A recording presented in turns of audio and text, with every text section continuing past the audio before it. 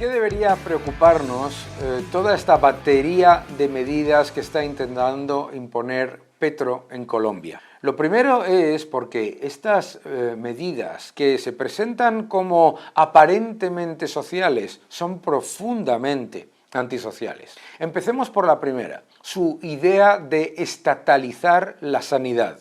Lo que está haciendo Petro literalmente es presentarse como la solución a algo que en cualquier caso ya funciona y que lo único que necesita es de mayor competencia, mayor inversión y mayor atracción de capital extranjero. Pero no, lo que quiere Petro es estatalizarlo. ¿Por qué? Para atraer hacia el poder político toda esa ingente cantidad de dinero que se encuentra en la gestión de la sanidad.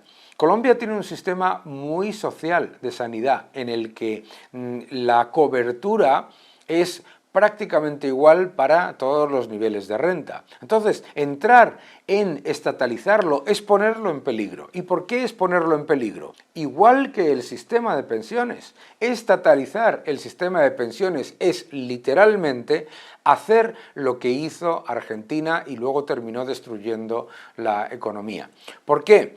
Estataliza el sistema de pensiones, ¿para qué? Para acumular hacia el gobierno esos más de 60.000 millones de dólares de ahorro acumulado que está ayudando a mantener el sistema de pensiones en los fondos de pensiones. Y al hacerlo estatal, ¿qué es lo que hace inmediatamente? Utilizarlo para gasto corriente y pasar al futuro vía deuda o vía monetización, es decir, imprimir dinero, lo que tenga que pagar. Con lo cual se pone en peligro el sistema de pensiones en términos reales. Y además se le da un poder al sector político que debería ser más que cuestionable cuando tenemos la evidencia en Venezuela, en Argentina y en tantos otros países, Nicaragua incluido, de la destrucción absoluta del poder adquisitivo de las pensiones y del sistema sanitario vía la estatalización.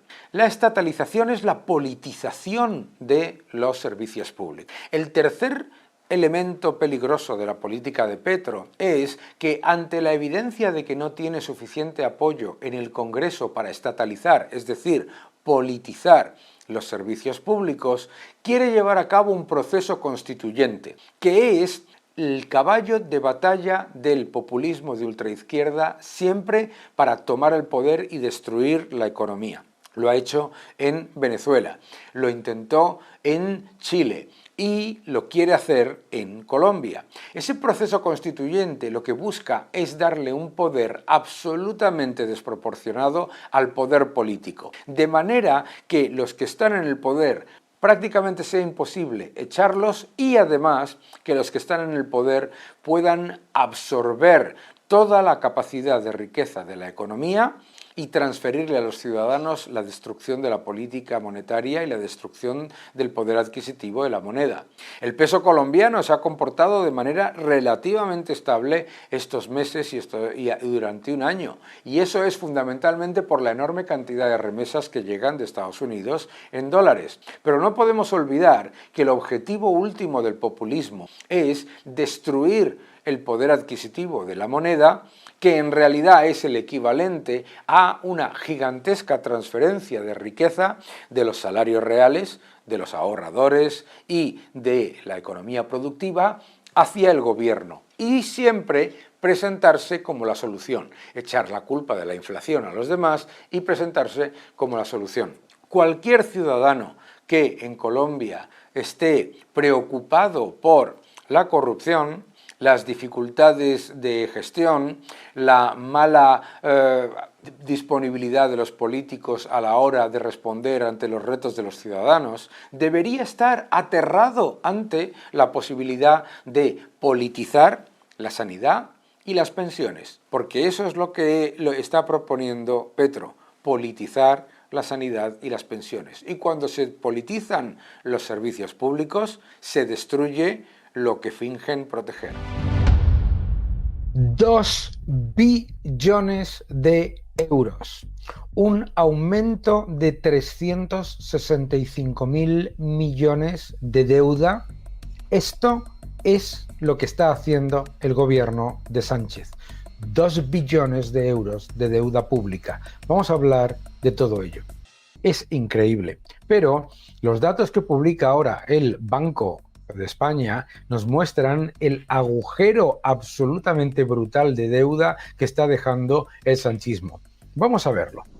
Como una moto, dicen que vamos, dicen que estamos reduciendo la deuda, dicen que España es una maravilla. Claro, esta gente tiene la cara de cemento. Porque ¿qué te está diciendo? Te está diciendo, no, es que claro, hemos reducido la deuda sobre PIB.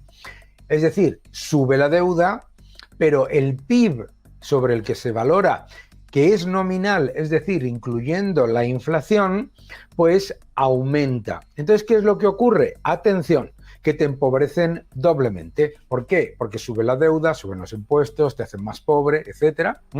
Y, por el otro lado, en el denominador te está inflando el PIB por inflación que tú pagas, es decir, que te empobrece también. Te empobrecen con la inflación, te empobrecen con la deuda y te dicen que ha bajado la deuda, pero no ha bajado. Atención a los datos del Banco de España. La deuda total de las administraciones públicas, pasivos totales, deuda que se debe y que se paga, alcanza los 2,07 billones de euros. Este es un aumento de 364.811 millones desde 2018. A pesar del mayor estímulo fiscal y monetario de toda la historia de la democracia y de ser uno de los mayores, no, el mayor receptor de fondos Next Generation.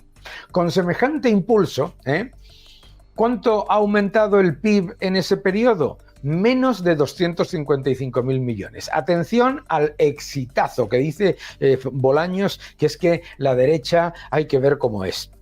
Fijaos, aumento de más de 364.800 millones de la deuda para un aumento del PIB en 4 años de solo 255.000 millones. Atención, de los cuales casi 230.000 son gasto público. Es que esto es alucinante. Esto es alucinante porque el gobierno no está haciendo nada más que endeudarte, expoliarte y encima nos llama a los demás que si agoreros, que si hay que ver, que se han equivocado. Hombre, si tiras de 364.000 millones de deuda, aumentando 200 y pico mil millones el gasto público y no aumenta el PIB, que es gasto público, más consumo de las familias, más inversión,